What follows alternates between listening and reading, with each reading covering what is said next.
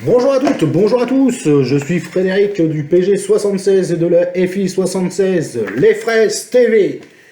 Aujourd'hui, nous allons parler de la 17e thèse, penser et organiser la bifurcation, qui fait partie des 26 thèses pour l'éco-socialisme, la planète en commun, fait par le parti de gauche.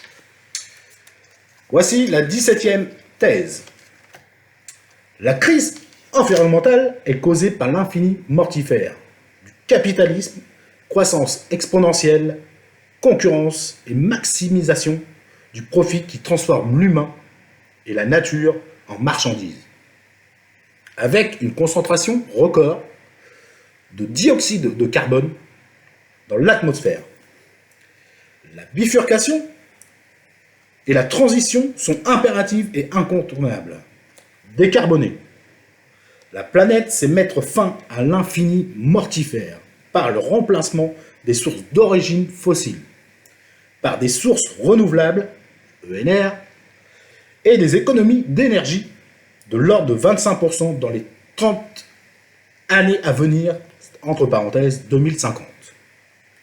La transition éco-socialiste n'est pas une solution technique, mais un changement de société vers une économie politique du travail visant à mettre fin au réchauffement climatique et à la destruction des écosystèmes provoqués par les gaz à effet de serre, GES.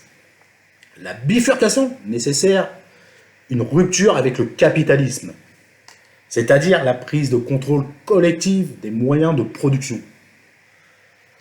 Cette rupture rendra possible la transition qui devra combiner un ensemble de processus de transformation significative et progressive. Sur les plans politiques, économiques et sociaux, avec la création de nouvelles institutions.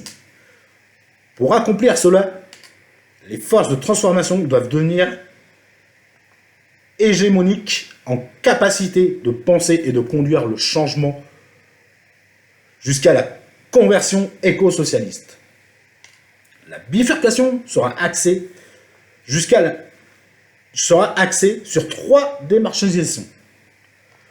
Le travail, article 1er de la charte de l'OIT, la nature et la monnaie seront placés hors du marché, deviendront des communs et seront ainsi institués.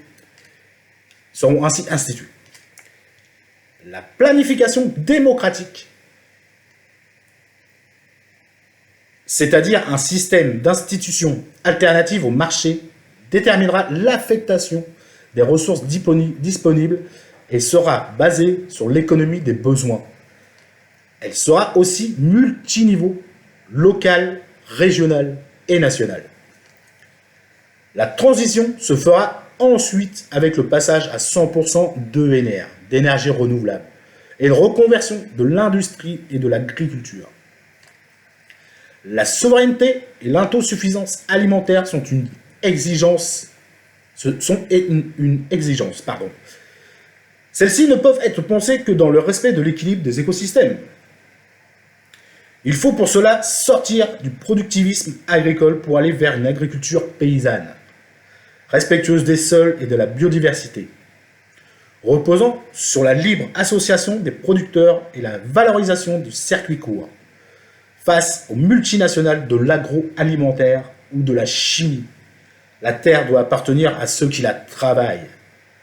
La révolution citoyenne aura besoin de socialiser ce qui relève des biens communs, à savoir l'eau, la terre, la mer, la qualité de l'air, l'éducation, la culture, la santé, les banques, les moyens d'échange, de transport et de la grande distribution devront aussi faire partie de la propriété commune. Ce sera donc à la puissance publique de disposer de nouveaux leviers pour planifier la bifurcation écologique, car ce n'est pas le marché qui le fera. Voilà pour la partie 17, penser et organiser la bifurcation. Dans la prochaine vidéo, nous parlerons des luttes doivent converger. Merci à vous.